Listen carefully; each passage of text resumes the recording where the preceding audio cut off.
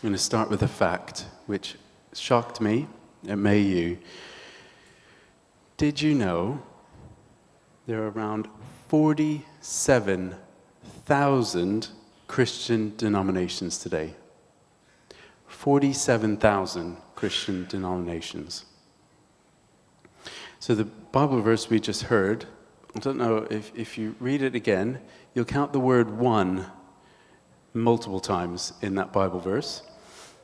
One church, Paul talks about. So already, we're not looking very much like one. I feel that has to be a cause for us to reflect. And a bit of a history, because I got very interested.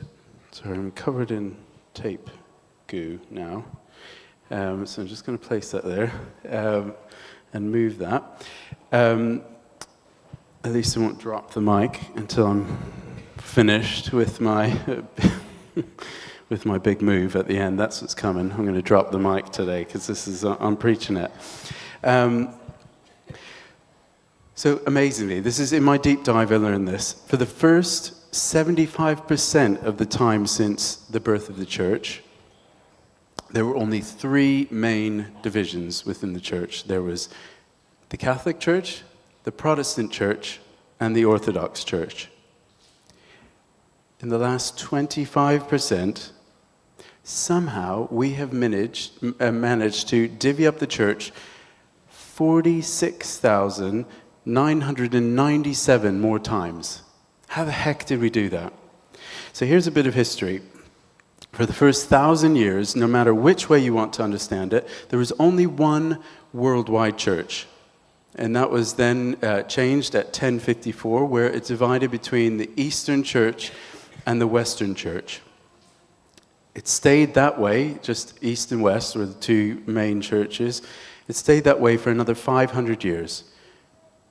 This then was when the third division was made, during what was called the Protestant Reformation. So, essentially, for the first 1,500 years of our 2,000 years of church history, we only had three different types of church. And even in the first half of that last 500 years in which we live, splits were done incredibly reluctantly. The idea of splitting was a cause of deep internal wrestling. For example, one of my heroes, John Wesley, anybody? Any other? No? 2, 3. We're going to have to do a series on John Wesley because he was amazing. One of my heroes, John Wesley, started a movement within the Church of England that was at increasing odds with the Church of England. And these weren't just like kind of differences of the type that you might send a kind of barbed email or you might just disagree quietly. His opponents would send mobs to kind of disrupt his gatherings. They tried to take his license away so he couldn't be a vicar anymore. And one of his journal entries was this, which I love how like deadpan he is with it. Friday, March 10th, 1742. Preached in meadow, chased out of meadow as bull was turned loose during the services. And that was turned loose. It wasn't just like it escaped from Farmer Ted's garden. Somebody brought a bull specifically to do that. Imagine what that would feel like. There were clearly major and strongly felt differences in perspective between Wesley and the Church of England. But Wesley had tens of thousands of followers at this point. He could have easily just started up another denomination. And actually, Wesley was being encouraged regularly by some of his followers just to make the split.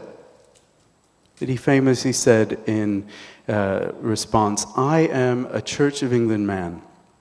I live and die a member of the Church of England." So how are we to read this?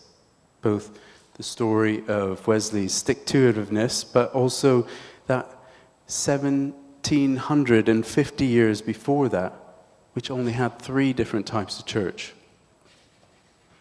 Was he just a particularly stubborn man? I mean, perhaps he was. He sounds unfazed by a lot. But were Christians for the last 17, or the first 1700 years, were they just not as enlightened as we are? Or they didn't realize how important offering variety and choice was? Or, third option, is it possible they see something that we don't? They perceived value where we don't. Just to be clear at this point, I'm not suggesting that every denomination equates to some deep division in the church. But it has to beg the question, are we missing something that our forebears understood? Are we missing something that our forebears didn't just understand, but they fought for? My fear is that the reason we find it so easy to divide today is we are much, much more conditioned by our Western values on this point than our Jesus values. And that has a direct impact on our unity. I fear we are such products of our consumeristic society that we treat what Jesus and the early followers called his bride like a commodity rather than something to be fought for, loved and cherished. There's a guy called N.T. Wright. He is a serious theologian and also the world expert on the Apostle Paul, whose letter we're reading today. And he said this: people often say to me, if Paul came back today, what would he be most shocked at in today's church? And I say unhesitatingly, our disunity. Not just the fact that we're not united, but the fact we don't care. For him, every letter he wrote was about church unity in one way or another. My upbringing, it kind of showed this all too well. There were something like 12 churches, Christian churches, in the small pocket of Chicago in which I lived. The church I was a part of, anyway, had seemingly nothing to do with any of the others. We operated almost, at times it felt like, competing kind of different organizations rather than brothers and sisters. Somewhere along the line, we have deceived ourselves into thinking that effective unity can only be achieved by uniformity. And whenever that started, we can be sure that it is only growing exponentially because of our social media feeds, our targeted advertising, our echo chamber-inducing news algorithms. So this problem of division is only going to get worse before it gets better. These echo chambers, we can see all the time, are dividing our society. But we can't get stuck looking outside the church. We, the church, have some serious soul-searching to do ourselves. Whilst researching for this talk, I kept coming back to the question of why did Paul care so much about unity?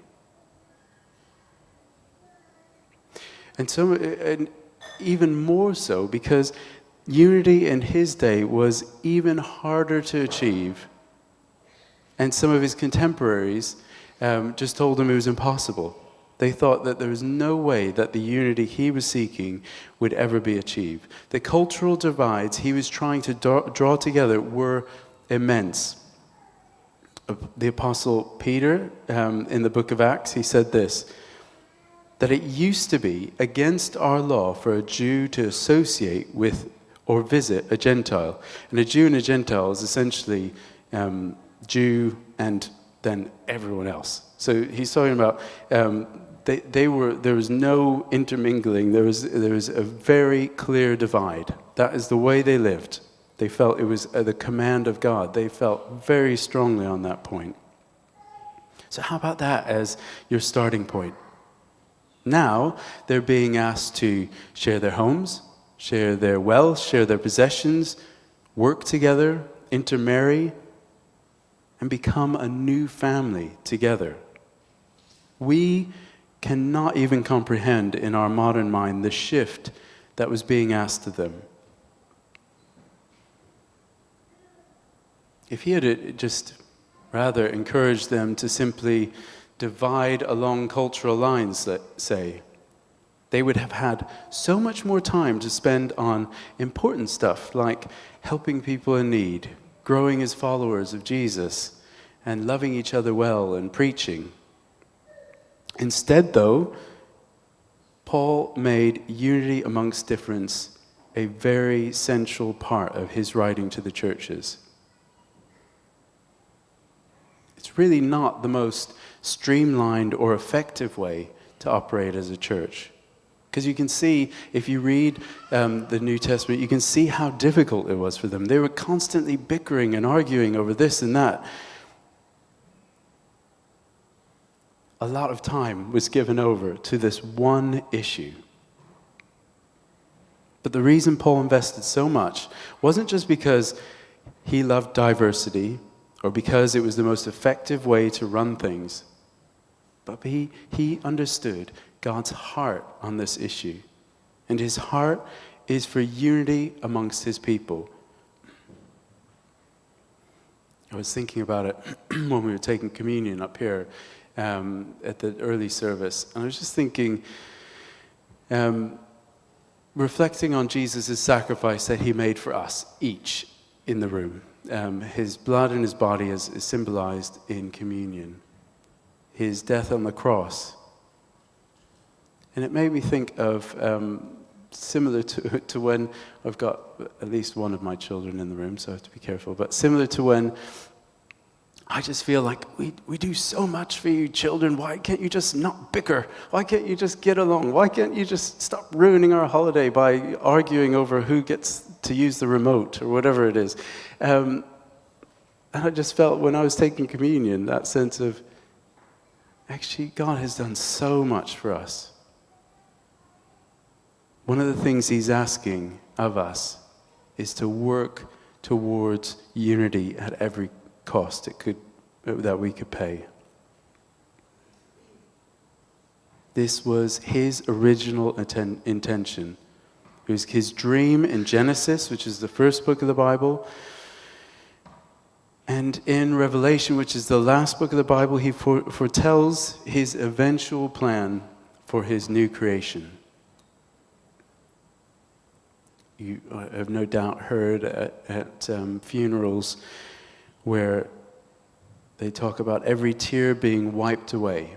Well, in that same breath, in Revelation, we hear of a great multitude that no one could number, from every nation, all tribes and all peoples and all languages, standing before the throne of the Lamb, clothed in white robes with palm branches in their hands, and crying out with a loud voice, "Salvation belongs to our God who sits on the throne and to the Lamb."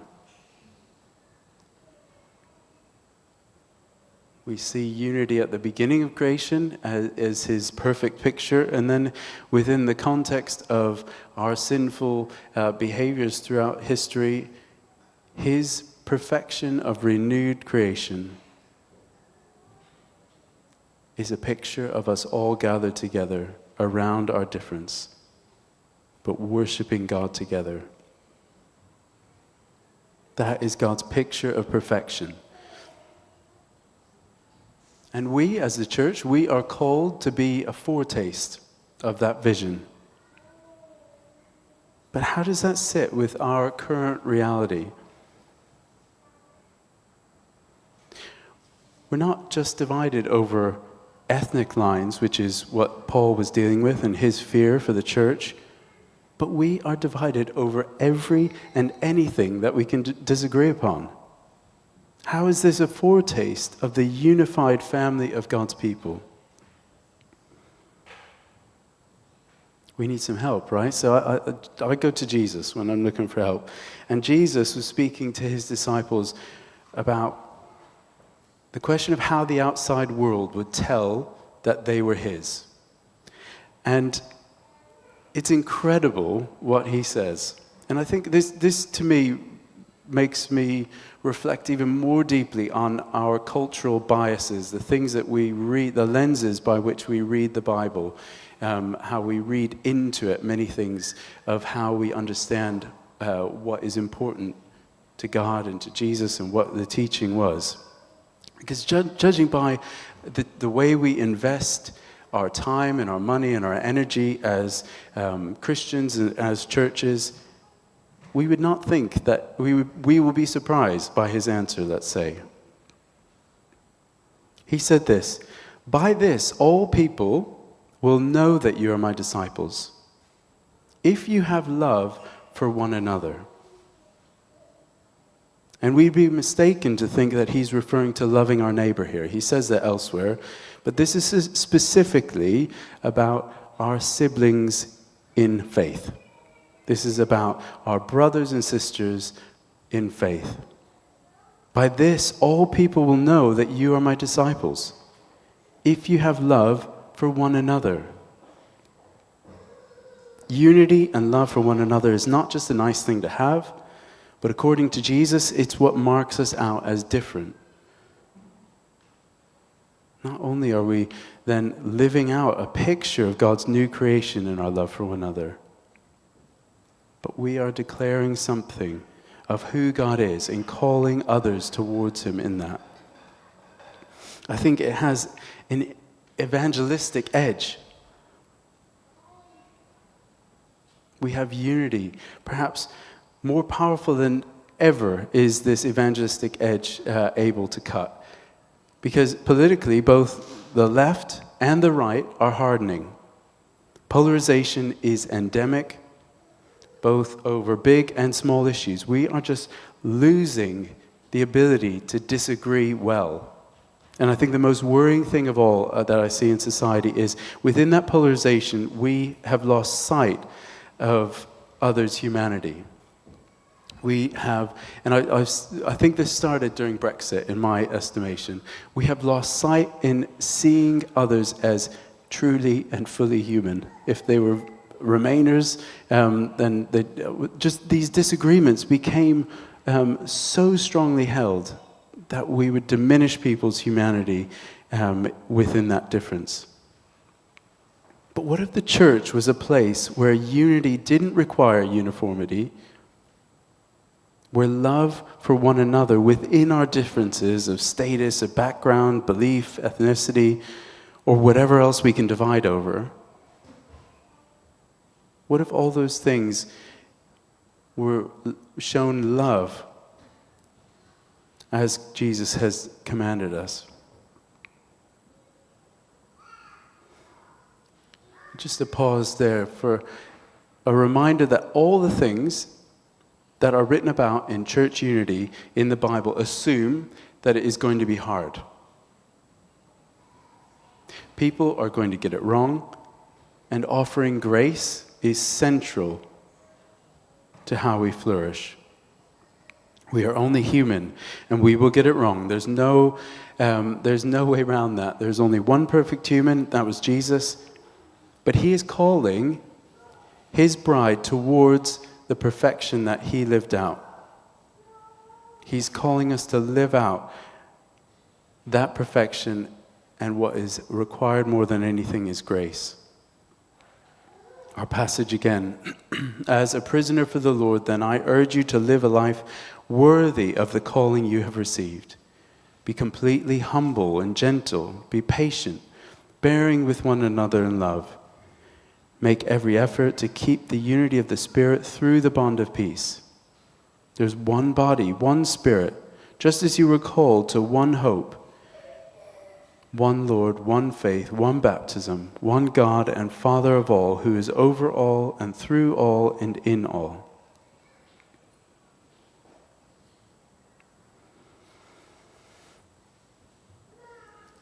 I had the privilege of marrying, I keep saying this wrong, conducting the marriage for James and Lucy. Are they here? No. She was at the first one. And what I tried to get across to them was what I try and get across to every single couple that I conduct marriages for. And it is to look at the vows. The vows aren't there because it's something that is easy to achieve, but they're there because it is difficult, incredibly difficult, but because we believe that it is worth fighting for. God loves marriage and longs for flourishing within marriage. And the vows are within the marriage service to protect that flourishing, so that when it's hard, we will keep fighting and know how to fight. Not with each other. That happens too. Fighting for marriage. That same language is used for the church. We are called God's bride. And so if we look at the letters of Paul and others, we see how often they seem to plead with us to work for unity.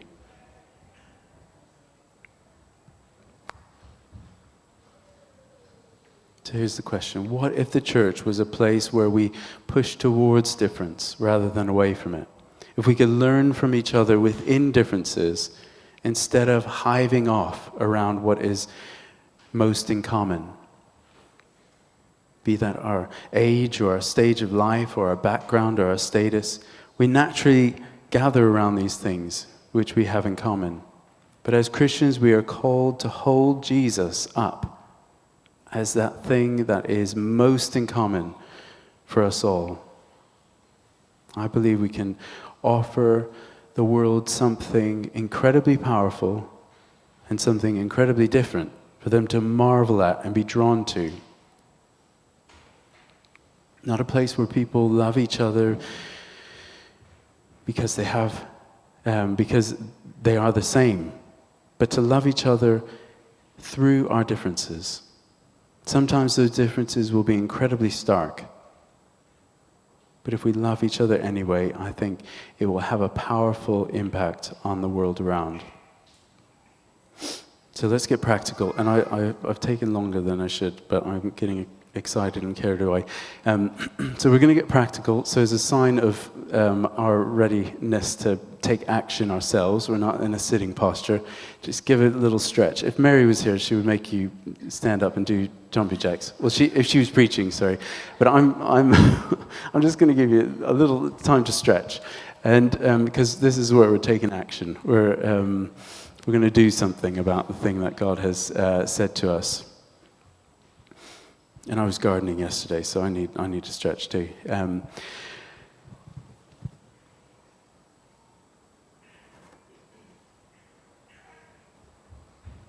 So the good news is, I believe the changes that will start to create the culture that we need to see are relatively straightforward.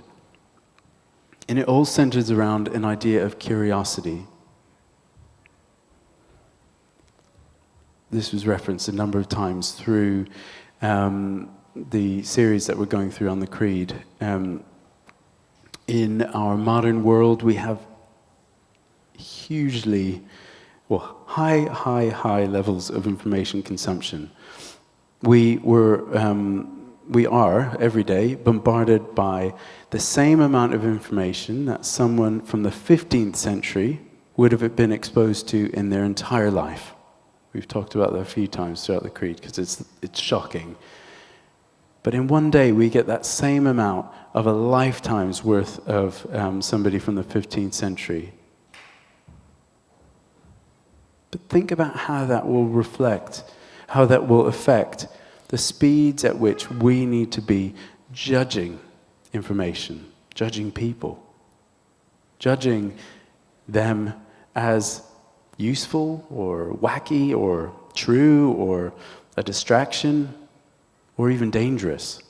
We have to make those judgments incredibly quickly if we're going to get through a lifetime's worth of a monastic man in the 15th century's information. And we have two things in the equation that we can affect ourselves. One is the amount that we expose ourselves to things, information. Mainly that will be online. Two, and it directly relates to the first, with less of a conveyor belt of probably much of it useless information coming our way, we then have the choice to have more time and energy to discern the important things. Energy to get curious, to ask questions, to empathize. That's a dying art, I'm afraid, in our society. Empathy is something we need to teach our children. We need to hold on to ourselves because it is on its way out. It's a thing of last season. We have to learn to empathize with those who have differing or even opposing views to ours. Imagine if the far left and the far right stopped shouting at each other so much and learned where their middle ground is. How much more constructive would that be? We can understand that extreme example in so many other ways in each of our lives. In our home group, we talked about, Zoe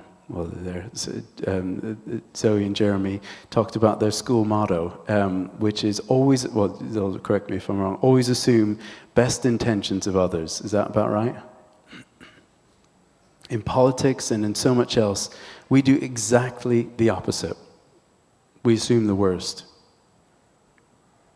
I think for us to be different in the church, we need to practice that concept everywhere. And I think the way to get started is to just reduce the amount of stuff we're having to judge all the time. And then with the things that we have left, to be more curious. Get curious about the important questions that we're wrestling with. The chasm between ideas in our society is growing deeper and wider every day.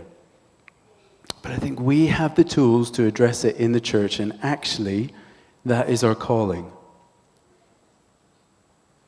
If we start practicing that reduction of information and invest our time into the important stuff in our lives, how much easier will it be when we're confronted with difference within the church?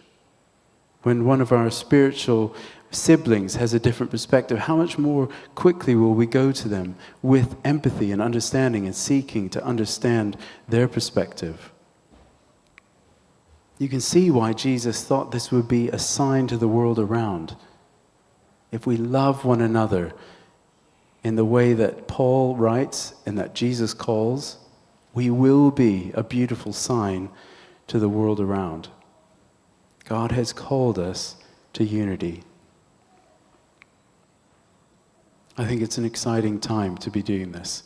Because the times where God's church has, I believe, made the most impact is where they are offering a rather extreme counterculture. The Church of England in this day and age is not offering an extreme counterculture. Well, often we're kind of so meek and mild that we could be seen as just the same as everybody else. But when we've seen extreme countercultures, we see extreme levels of growth and excitement within the church. During the plague, Christians, where everybody else was running away, Christians were running towards the ill.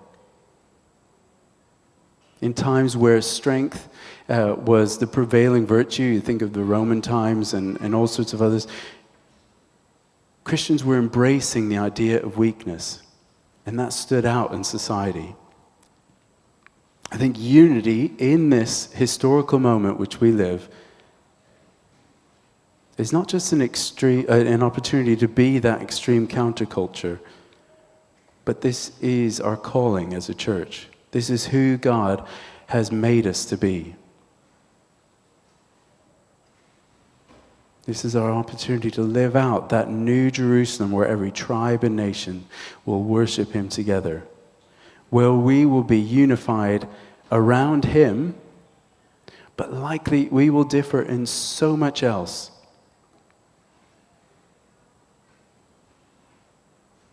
To live the Jesus way and not like the rest of society means to push towards understanding each other in our differences and not away because of them. For as long as we are in a church at all, the choice will arise time and time again how we respond. We can fight for unity, or we can just do the easy thing, which is to run away from it when we find difference. God's best is that we fight for unity in what he calls his bride.